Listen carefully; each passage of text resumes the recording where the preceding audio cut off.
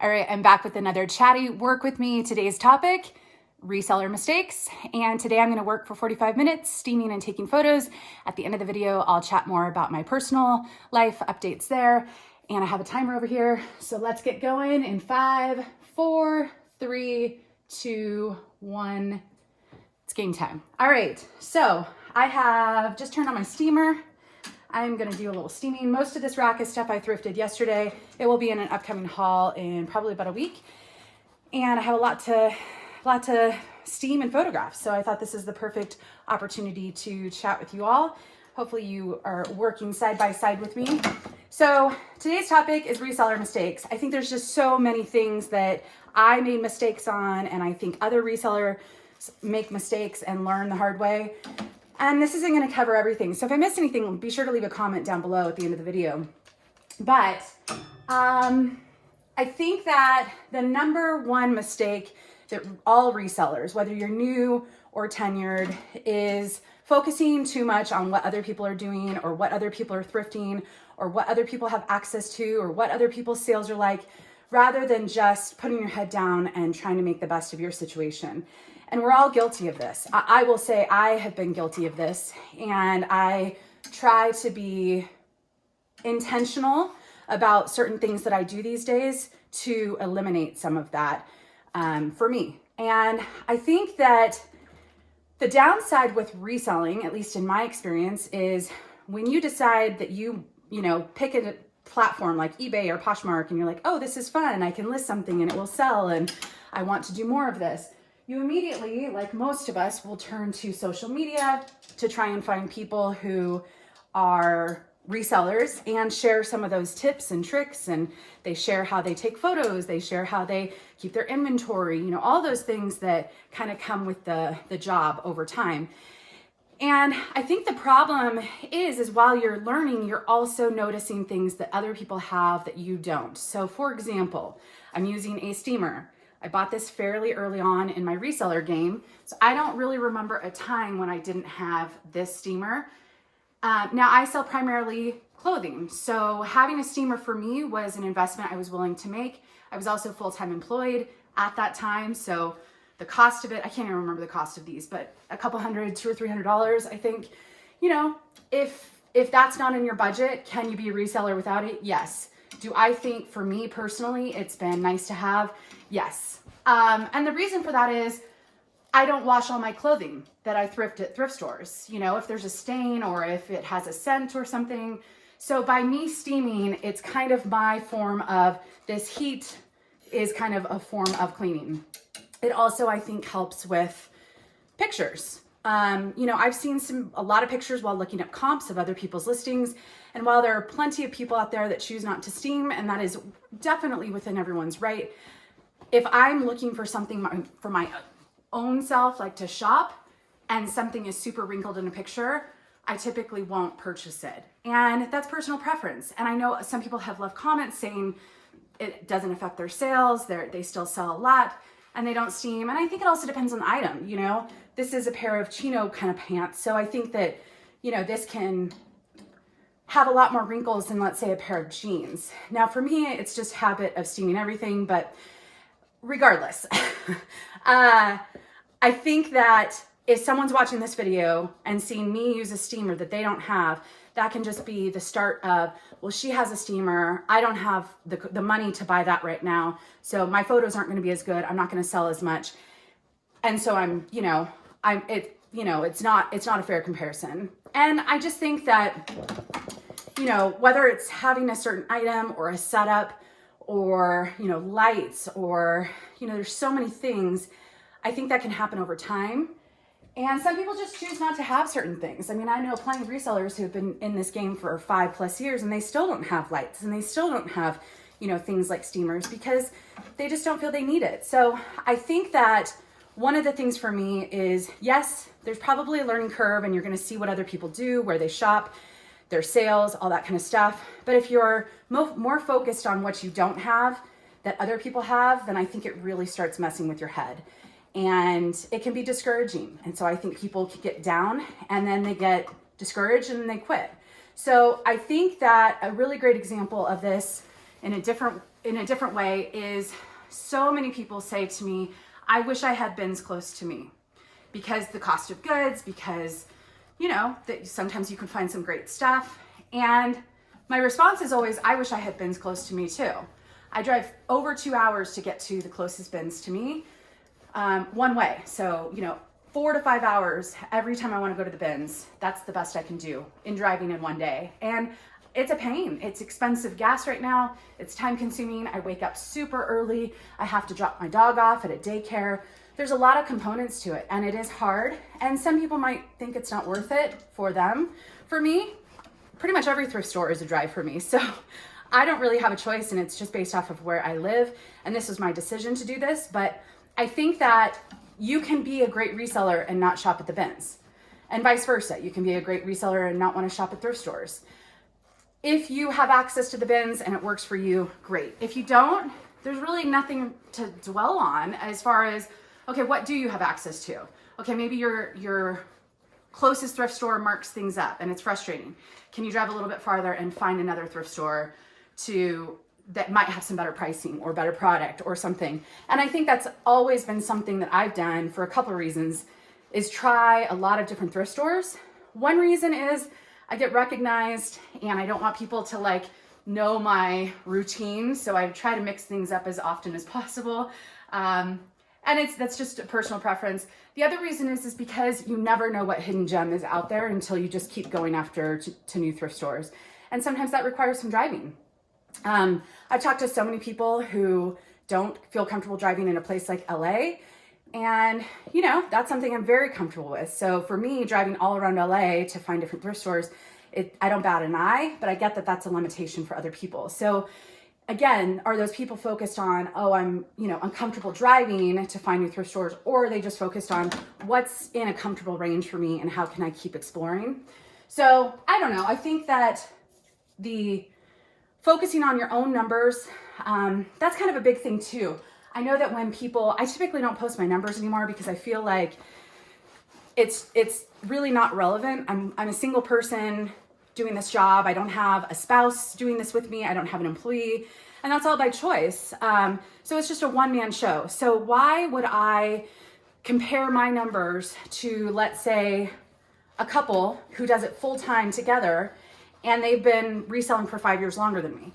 Why would it be fair to me or them for me to compare my sales to their sales when it's apples to oranges? It's not at all equal.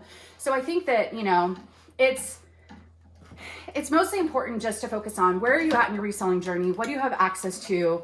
And what are things that you can focus on and control? You might not be able to control the brands in your area, but you do have control over finding what items of the brands that you have access to are worth picking up.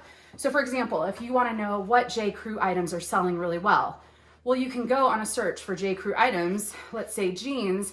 You can sort high to low in solds and you can see, oh, okay, these high-rise, straight leg, raw hem, I don't know what style, but like vintage straight jeans from J. Crew sell for $40 to $50. Okay, so then you become more familiar with that brand and you might have access to those mall brands. So again, I think just instead of looking at people like me on YouTube or, you know, people who are on Instagram sharing all of their wild, crazy, fun sales, instead of, you know, spending time focusing on, oh, I wish I had access to that stuff, or, oh, I wish I had a great setup with lights and all that, more focus on, okay, what do I have and how can I make it work? And what are some things that maybe I want to, you know, change in the future? Do I want to invest in some lights in the future? Do I want to, you know, that type of stuff? But I would say that's the biggest reseller mistake, and it's ongoing. I think it's an ongoing struggle. You know, I typically will unfollow people on everything if they make me feel bad about decisions I make for my business. So I can't tell you how many people I used to watch or used to follow on Instagram, and then they'll just keep posting things that say, I'm doing something wrong. Oh, you shouldn't waste your time on, you know, low dollar items. Time is money. Well, time to thrift higher dollar items is also money. So I don't have access to a lot of shopping. So for me, if I'm only going sourcing 1, maybe 2 days a week, usually once a week, I have to get product. And it's not always going to be the $100 sales. It's going to be some $20 sales. So, you know, I unfollow people that have a lot of verbiage that, you know, makes other people feel as if the way they're reselling is problematic or not good or, you know, not the best. Because really the best way to resell is what works for you, what you have access to, and no one else really can, you know, it's not the same for anyone. So anyways, all right, what else? Not looking up comps. I cannot tell you. The other day I heard someone who claims that they are a good reseller say that they don't look up comps. And I just think that that is one of the worst things you can do, no matter how long you've been doing this. So Frame, for example, this is a brand that used to do extraordinarily well. And these days it doesn't do as well for certain styles or sizes or stuff like that. So if you used to sell frame jeans for $50 and you religiously think like 4 years later it's going to be the same because you haven't checked comps recently, you're probably doing yourself a disservice. I think that we do have to look up less. I think the more you sell stuff, the more you have experience with brands, you don't have to look up as much, but occasionally, like here's an Eileen Fisher pants. I would normally probably price these at $39, but occasionally I'm gonna go and look up comps just to see if anything's changed. And things can change overnight, but for the most part, it's usually a gradual decline. A perfect example of this is Untucked. I feel like when I first started, I could get, you know, easily $40 to $50 for an Untucked button front shirt. I was excited to find them. These days, I'm lucky to get 25. And that decline happened over a 3-year period. It didn't happen overnight. And I remember picking up an Untucked, you know, a couple months ago, and it had been a while, and I decided to look up comps again. How is this performing right now? It's been over a year. And sure enough, the comps have gone down. So I think if you're new, looking at comps is the best way to learn. The more specific you can get, the better the comps are gonna be, but even just generalized, you know, Eileen Fisher pants in a certain size. If you look that up, you'll get an idea of, okay, this ranges from, you know, $20 to $40. So maybe you're kind of hoping for that middle of the road $30 or whatever. So yeah, so I think that when I hear, that's a great example of when I'll unfollow someone, is if I hear them say, there's no point in looking at comps. I go with my gut. Well, personally, I think that is a reseller mistake. I guess that's the point of this video. So yeah, I like the research. I like learning. I like seeing the changes and the evolution. And so I'll always be looking up comps, and it works for me. Also, some of this stuff you guys might disagree with, you can totally leave it below, but another reseller mistake that I see all too much, and I actually did this in the beginning and then I changed my course, was building a business, whether part-time or full-time, without time off. So I think that, you know, when you are self-employed, there's kind of this hustle culture. And I think a lot of us get into reselling when we're already working full-time, or at least that's what it was like for me. So I would come home from my job late at night and I would spend a couple hours reselling, and it was just go, go, go. I was working all the time. And while I think that, especially in the beginning, if you do want to grow a business, there's a little spot on that, so we're gonna wash that. You know, I think if you want to build a business, you're probably gonna have to invest some time up front, and you know, that unfortunately is just kind of the situation for a lot of people. But if you continue that streak of not prioritizing family and friends and, you know, things for yourself that aren't reselling, like for me, I went from go, go, go, trying to build my business, and then I went full-time. I left my job, I left everything, my steady paycheck, and then it was the stress of, well, now I've got to keep building so I can pay my bills. And it got to be so much that I was really going into this really negative space. So for me, you know, finding some things out of my house is key. So, you know, I got back into yoga once things started opening up again. And I started car camping with the dog. So it would force me to get out of the house. And I'm stepping on something. So I think that, you know, it's a mistake because I think burnout is very real. I think also just quality of life. Yes, is it nice at times to be self-employed? Absolutely. If my parents call me today and say, hey, can you come down? I can kind of drop everything usually and go wherever. Or a friend texts me and says, hey, you want to meet for lunch? I'm in your area. I can kind of drop everything and do that.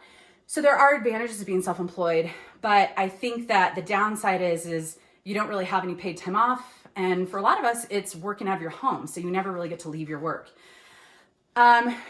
Which leads me to another issue, space. So this loft area is kind of a designated space for me, but I've really tried to focus on not working from my couch anymore. So I used to kind of move all over my house. Like I never really work in my room. That's never a thing, but I would just kind of move around just to kind of make it more interesting. And what I realized was the couch transformed from kind of a relaxation, watching Netflix kind of space to it's part of another workspace of mine. So I've really tried to get in the habit of just having a couple specific spaces to work and just leaving it there. And when I'm on the couch, I'm not doing work. So again, just really trying to focus on how can I have better work-life balance so that I don't burn out, so I can continue to do this for a while and still be successful. I mean, it's kind of like why so many companies are testing out the 4-day work week. Because the more refreshed and, well taken care of the employees are, probably the more productive they're going to be while they're at work. It's the same when you're working for yourself. So yeah, I think that building a business with time off in mind is going to be the most helpful in the long run. Let's see. Keeping track of numbers is really important. And I've heard people say like, oh, I've been reselling for a few months and I don't have an inventory system. I don't keep track of, my receipts and all that stuff, like whatever it may be. And while this may be just a very, very small hobby, the sooner you start with having some systems in place, the better off you'll be in the long run if you do decide to continue on. So I think that I'm really fortunate that I came from a job where I was using spreadsheets for everything. So it was very easy for me to just start using a spreadsheet. It does not need to be complex. I would never pay for one. Not to say some people don't benefit from it, but it just needs to be simple. What's the item? Where can you find it? Some people like to keep track of individual costs. I keep track of more of a monthly cost of spending and divide it up by the certain amount of items. That's just my personal take. But my spreadsheet can't be any more simpler or can't be any more simple. It doesn't need to be complex, but I started it very early and I'm glad I did. So I think that can be a reseller mistake of, oh, this is just a hobby. I can find my items easily. I don't need to keep track of them. You might not now, but eventually there might come a day where you just are scrambling, running around, looking through a whole bunch of bins and you can't find what you're looking for. And it's just a lot of wasted time. So, but again, when you do that, I don't know. I did it pretty early on. Anyone who's reselling more than 2 items, I would say, get it on an easy spreadsheet. I don't know. And some people don't like spreadsheets. I get that. But there are different systems out there. And just keeping track and knowing how to find stuff, I think, is important. Yeah. All right. The other component, just the other day, someone was telling me about some of the stuff with Poshmark and the algorithm. And there's a lot of noise, whether it's you work at a job and there's the water cooler talk, or whether you work for yourself and the water cooler is basically social media. There's a lot of people out there that they want to make content and they feed into, oh my gosh, can you believe this is happening? Or, oh my gosh, I heard this is happening. And it turns into a lot of misinformation and like who can you trust? B, a lot of panic at a lot of times. And I just think that there's a lot of noise that if you could just ignore the noise and just, again, follow people who are offering, not making your life more stressful is going to be better in the long haul. This should not be a super stressful job. I mean, life is stressful enough as is.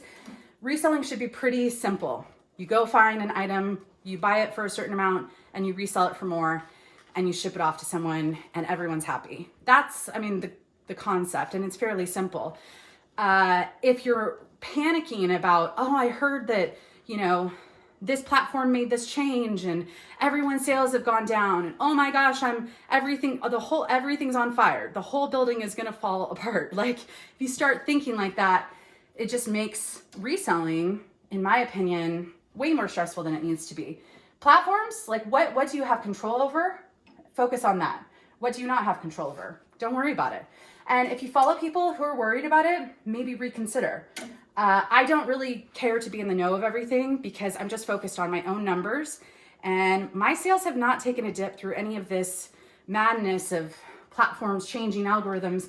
My sales did not drop. And I know a lot of people did, and I'm very sorry about that. You know, because it sucks. It sucks. We all are dependent on usually this money for something. Even if it's not paying your bills, you're hoping that your stuff will sell because you invested in that stuff and, you know, you put time into it. So it's not great, but there's the ebb and flow with sales in general. So there's going to be good days and bad days, and there's going to be things that platforms decide to do that we don't have control over. So, you know, that get the noise out, ignore the noise, unfollow the noise. It's just, to me, how can I make this enjoyable? How can I get the job done, pay my bills, spend time with my loved ones, and maybe go on an adventure every once in a while? Like, that's kind of the simplistic way of how I look at it. And right now, I don't really need to know all the details of what's going on to do my job and to sell stuff. So it's not to say that like I don't ever hear anything. I do, but it's usually from some close friends who are like, oh yeah, there's this going on, but whatever. Like, I don't know. Let's see. So I made this mistake, and some people would say, but it's not a mistake because it's worked out for you. But looking back, I don't know if I would tell myself to go this direction, which is YouTube. I think a lot of new resellers, they watch people like me on YouTube, or any one of us, there's a bajillion of us, and they think, oh, they're on YouTube, they make some money, they have something that their family and friends can see of like, oh yeah, look at me, I'm on YouTube. Something to show for all the hard work you're putting into it. Or you think, oh, I want to share what I'm learning, or I want to share what I've learned. And I honestly think YouTube was probably one of the worst mistakes I made. I'm kind of in it, and I think I've put in the work, so now I can kind of reap some of the benefits.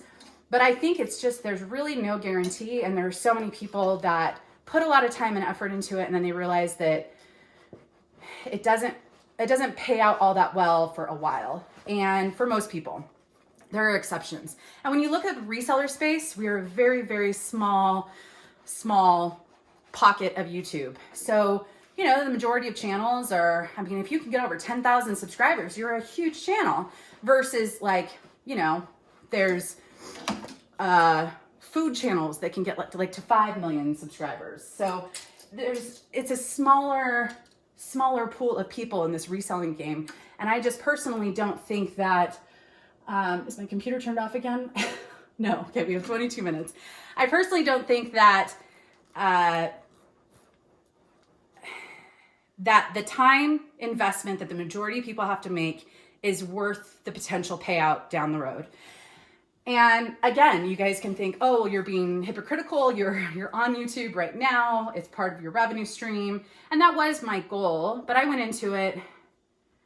Okay, that's not a spot. It's just water. By the way, someone told me, because I said on one of these that my Jiffy steamer was kind of having a hard time at times. It's because I use regular tap water, and I need to run some vinegar through it every once in a while to something in. There's like a white, kind of like right now it's not really putting anything out, so I kind of need to go put it in its happy place so it steams up again.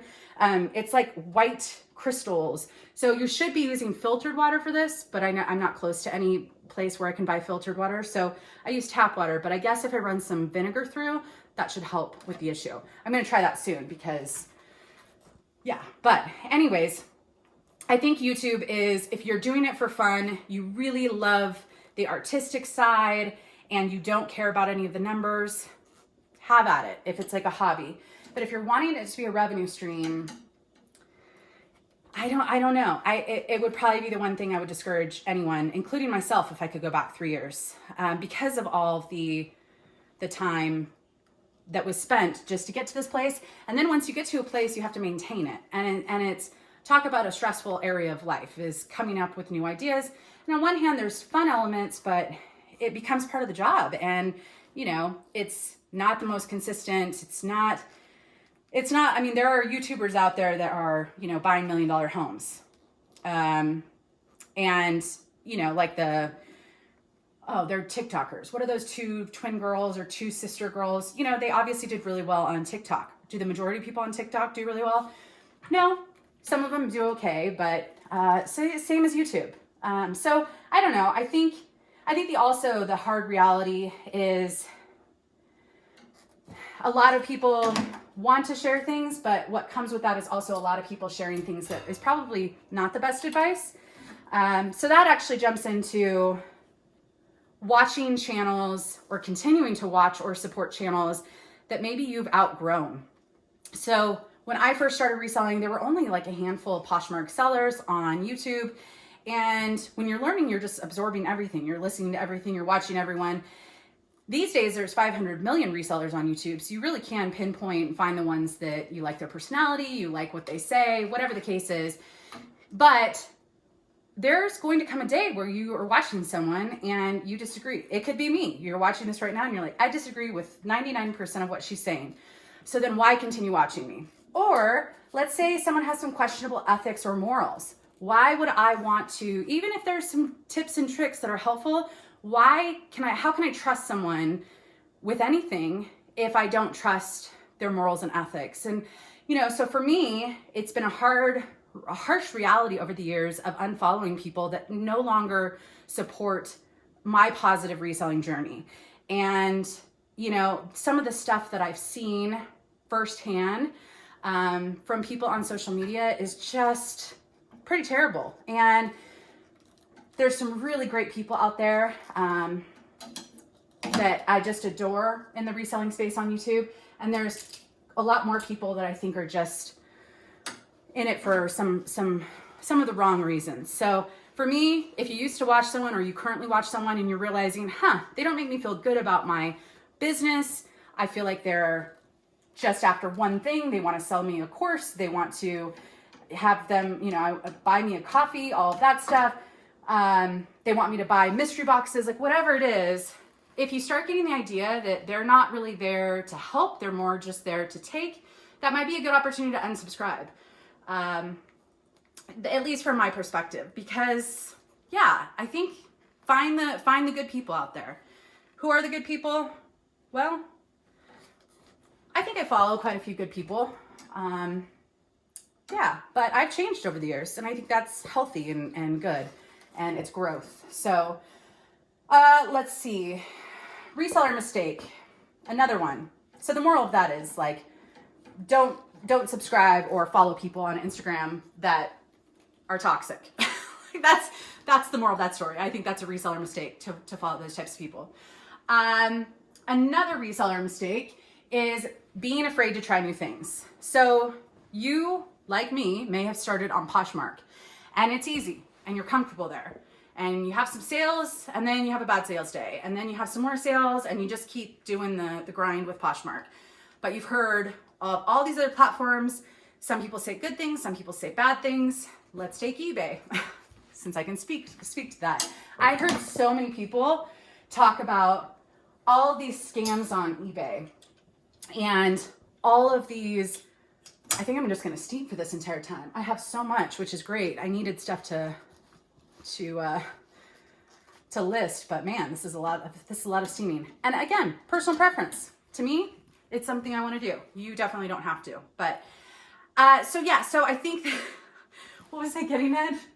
Trying new things. I can't tell you how many times that people just say, I'm scared to try eBay. eBay's hard. I don't want to learn shipping. All of this stuff. I think it's a huge reseller mistake because if I would have listened to that gut instinct early on 3 years ago and not committed to try eBay, I would not be full-time still. I would not be able to survive just on Poshmark and YouTube personally. If you're not worried about paying your bills, then sure, you definitely have that choice. But for me, if I wanted to go full time, I needed to go where the money is. And some people do great on Poshmark. And I liked Poshmark in the beginning until I stopped liking it. It's simple and easy, but I actually found that I do like a little bit more options and more flexibility to create the business I want. And I can do that with eBay. I don't have any flexibility or customization with Poshmark. It's just, this is the way you do it. And again, some people like that. But if you don't try something like Mercari or eBay or Depop or any of the 5 million platforms out there, how are you going to know if Poshmark is the best? How are you going to know if maybe there isn't something else out there that works better for you? And I also think, when things come crashing down, if you're loyal and only using one platform, you really feel it, versus maybe that's why I didn't feel any of the stress from a few weeks ago. I didn't feel it in my sales because I was still selling things on both platforms. So I don't know. I think you shouldn't be afraid to try new things. It's uncomfortable to try new things, very uncomfortable. And there's probably a lot of mistakes. You might lose a little money, like all of that stuff. If you just go into it going, I'm willing to make a few mistakes. I'm going to commit to 3 months of trying a new platform, because if you just give it a week, you're probably not going to see any results that are that exciting. And so I think that, if you make the commitment and you really give it your all, and then you decide like, nope, this still isn't for me, at least you knew. At least you have something to compare it to. But this also goes into trying new things like new thrift stores. So many people will watch my hauls and say, I wish I could find this stuff. I can't find any of those good brands. And how do you know if you don't just keep trying to find the places that might have those, like a honey hole, most people aren't giving away their honey holes for a reason. They're hard to come by. But the way you find them typically is you just keep going to new places. And funny enough, the stores that I have had the most doubt going into, like maybe from the outside, it's a questionable area or it's kind of dingy from the outside. Funny enough, is those typically tend to be some of my best stores. So I wouldn't judge a book by its cover when it comes to new things. But also this goes into trying new systems to see if there are things that can improve the quality of your reselling journey. For example, I didn't use a cross-listing service for quite some time.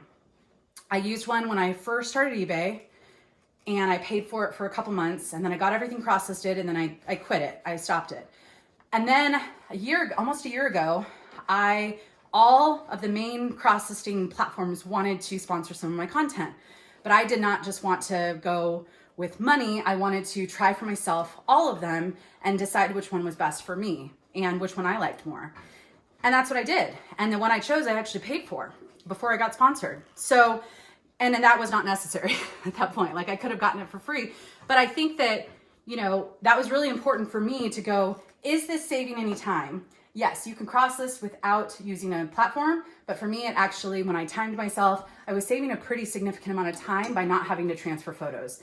And the service that I use, they're not sponsoring this video, but you guys know I use Prime Lister. It's the only one out there that, like, night and day compared to some of the other ones. And so it's the only one that I was willing to pay for. But if I just stuck with, I'm just going to keep cross-listing the same way, I'm not going to try anything new, then I would still be wasting time transferring photos and, not using some of the benefits of it. So I think, again, it just goes into, don't be afraid to try new things. Because I think a lot of resellers make the mistake of just getting comfortable and then, missing out on a lot of stuff. So, all right, I don't know what that is. I don't even know how I'm going to hang that. Let's see. I jot down notes so I can keep track of things. Okay, so this is going to be controversial. And this is not to knock anyone who's done it, but I have never bought a course for reselling or for YouTube or any of it. And if it was my best friend or family member, I would 100% say, you don't need to pay for it. There's so much great free information out there. And a lot of it is mostly trial and error anyways. So, I think that, yeah, it's helpful to learn brands and to become familiar with labels.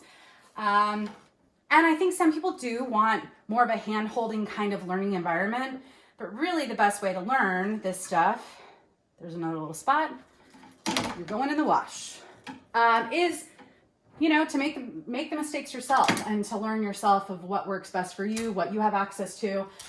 I think that as someone who knows a lot of people who have put out courses, I instantly, that's the quickest way for me to unfollow someone. Now, if it's I don't know. I think there's a lot of great free information. The only exception to this that I have heard, but I have not personally gone there because it's not a business path I'm going down, is the difference is Amazon. An Amazon course, because everything is so hush hush and there isn't the best free information out there. That's the only exception that I would say if I were to ever get into Amazon, which I'm not. I don't live near anything. So again, it's the how would I get product, and it also just doesn't interest me. Like at the end of the day, you don't have to do everything. But here we go with the steamer again. You're going to your happy place. You want to re-steam for me? So if you've taken a course and you got a lot out of it, great. The majority of people I know never took a course and they're doing really well. So I just think that for me, it's frustrating to watch people. There is almost like a taking advantage of with courses, I feel like. Because the majority of people don't need it. And some people, you know, again, I've heard people like, oh, I got so much out of this. I can't remember who it was. One of my close reseller friends was saying they took a course early on and they got a lot out of it at that time. You know, there's definitely going to be those people. But for me, I would say the majority of courses out there is definitely not worth it and a reseller mistake. Let's see. There was something else that I was just talking about.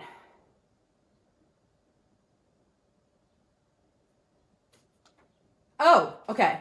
So another reseller mistake that I think is a pretty big one is trying to do too much. So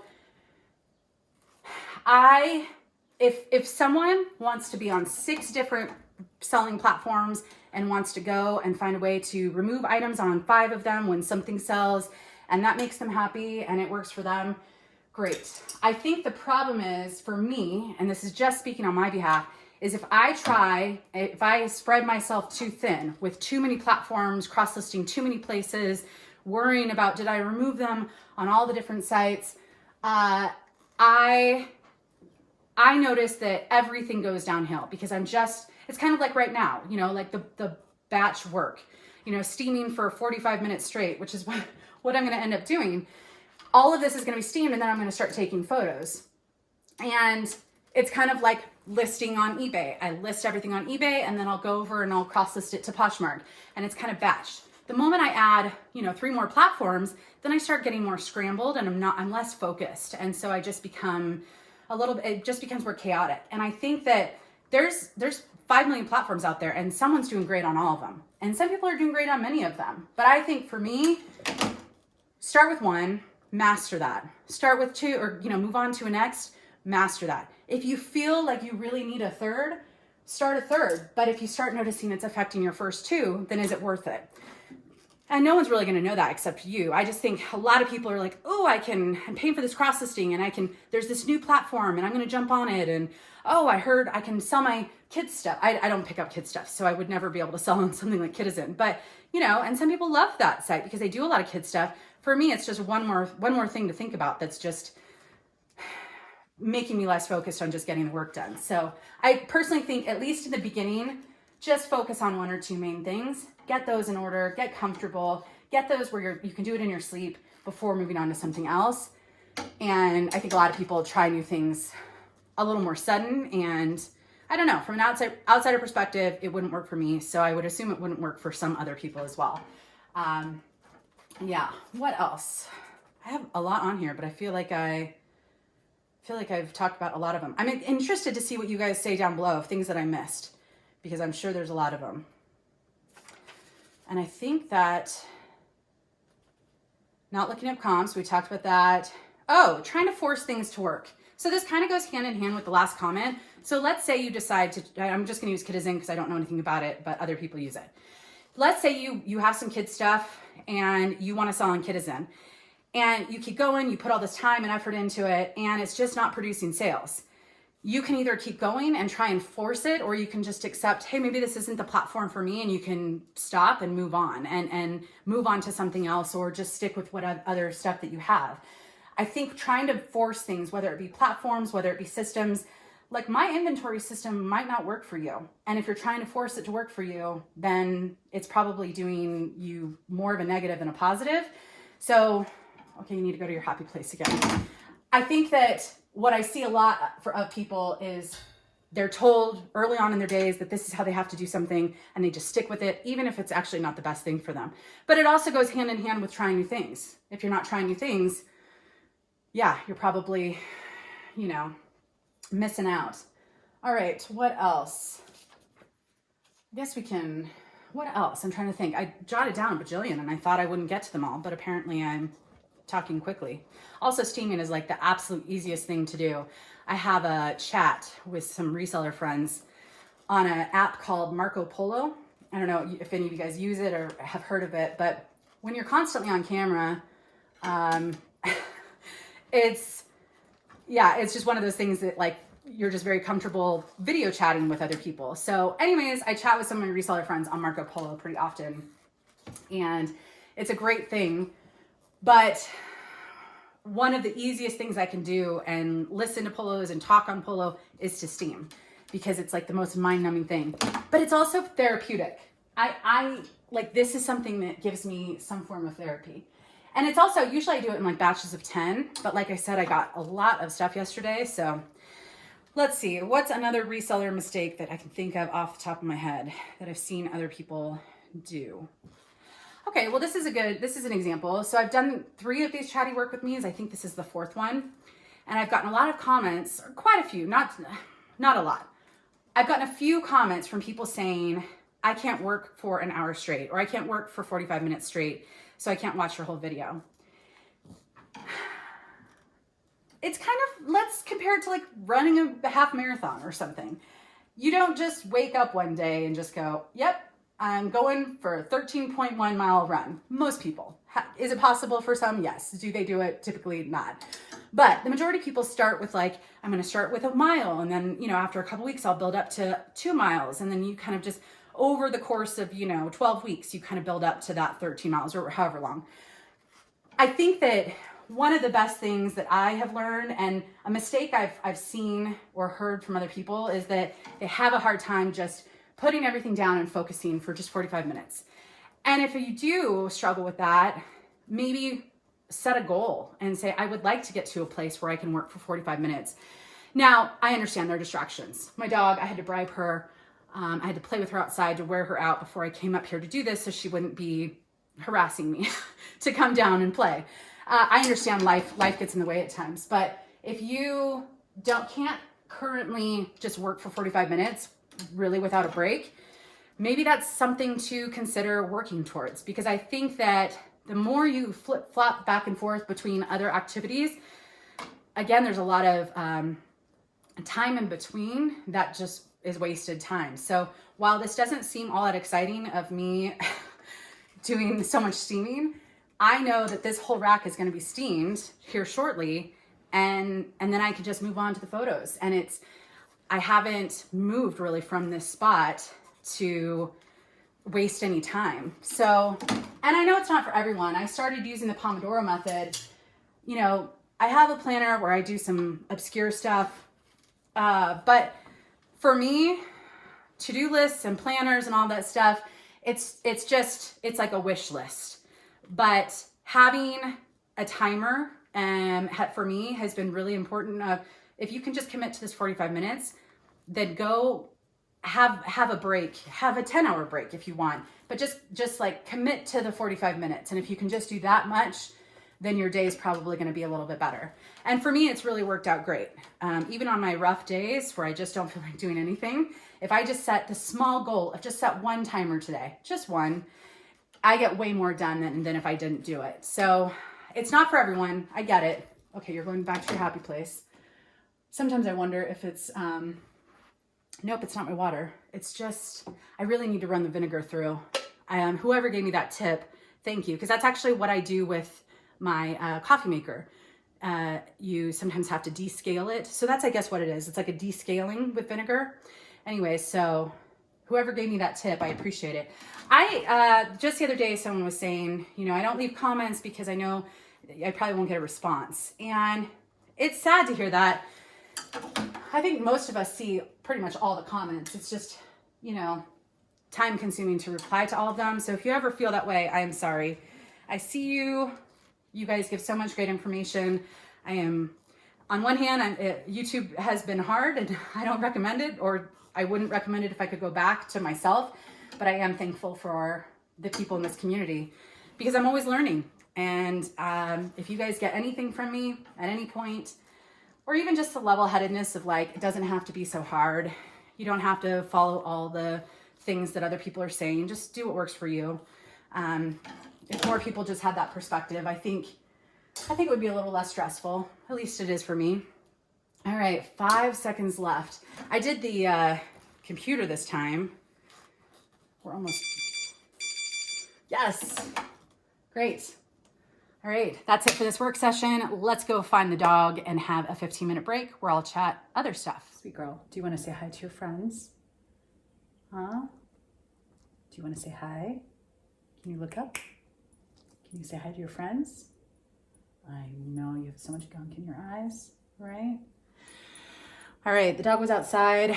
I went outside, but it's just a little too breezy. So I asked her to come inside just so she could be on the video and see her friends. She can't see you, but you can see her. Anyway, she's having a typical sunny, leisurely day. Right, dog? Isn't this what you do? I know. All right, so what's going on without reselling or outside of reselling? I'm just looking at all the stuff blooming outside. The oak trees are blooming, so those will have leaves here soon, which is great. I love the oak trees, but for a few months out of the year, they're very bare. They're not evergreen. So, and I just love the green color when they just start peeking out. We have some purple flowers all over the grass. It's not even grass, it's weeds out there.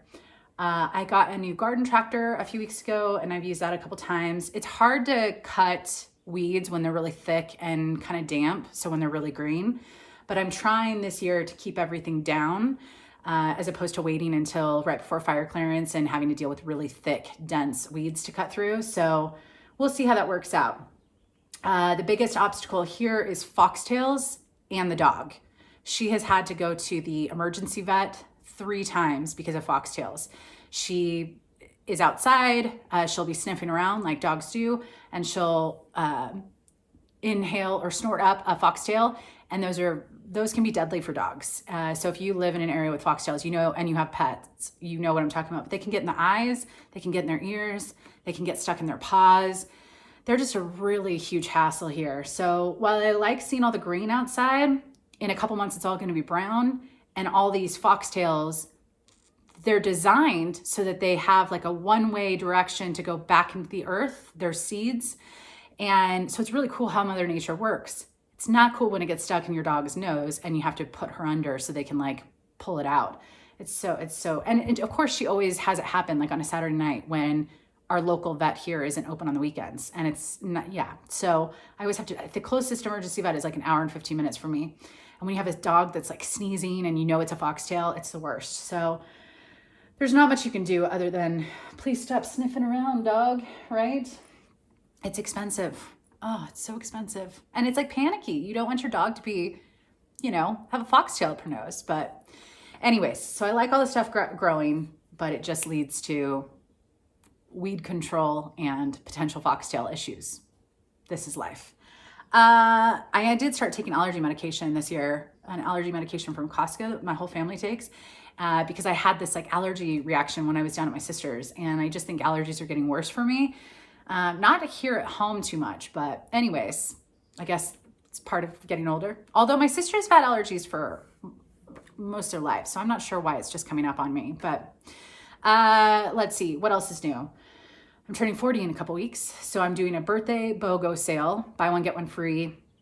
I'm just gonna do that at the beginning of the month, so that'll be in a couple days. Yeah, in a couple days, I should get on that, which is fun. It was just something for me to do to have a little extra sale to kind of be in like a positive spirit. I don't know, 40 is a big birthday.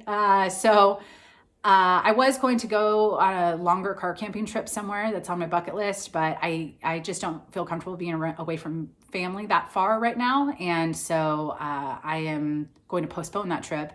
I am going to do something fun on my birthday, but it will not involve car camping, but I am going to do something to celebrate, which is great. Let's see what else. I got my tow hitch finally installed. It was like a complete nightmare. So you can get a tow hitch installed on your car through U-Haul. So I scheduled an appointment. The closest U-Haul to me is about an hour and 15 minutes, hour and 30 minutes away, depending on any traffic. And so I set the appointment, and then they kept calling. Oh gosh, something is in my eye. Oh my gosh. It's like probably a dog hair, or it's something in the air. Oh no. We're just going to leave this in because we're on a timer, right? Okay. Well, I'm going to start crying. It's for no other reason than I have something in my eye. I'm sorry, boo. Am I disturbing your snooze fest? I know. Anyways, so I made an appointment. With gas prices right now, I don't really want to do any unnecessary driving. And so I let them know, hey, I'm coming an hour and a half away, or from an hour and a half away each way. And, I really just want to make sure you have all the parts, because they were saying that like they were having a hard time getting one part. I was like, well, if we need to postpone, let me know. Like I would rather postpone than drive all the way to find out. Sure enough, that appointment happened, and they had the parts, but for a different style of my car. Mine's what's called a Trailhawk, and apparently that's a different tow hitch something. Some part was different. And so I sat across the street at a Dunkin' Donuts for 3 hours, only to find out, and I drove all that way, 3 hours drive total, only to find out that they didn't have the correct parts. And I just about lost it. It was not a good day of family information. And so I was like, breaking down into tears left and right and trying to hide that from people in a Dunkin' Donuts. And so when they told me that, I didn't yell, but I was not happy. I was not happy. So anyways, I rescheduled the appointment, and they finally made it work. They did give me a small credit for the mistake, which I appreciated, but it ended up taking them 5 hours to install it. So it was a 3-hour drive, plus me sitting across the street for 5 hours this time. Fortunately, I came a little prepared. I was editing some videos, and I had a little bit of listing that I could do on my phone. So I guess that was the upside, is I was in a little better space that day to get some work done. But man, and the only reason I got a tow hitch installed was so I could haul off branches that fall on my property. I think I have about 50 trees on my property.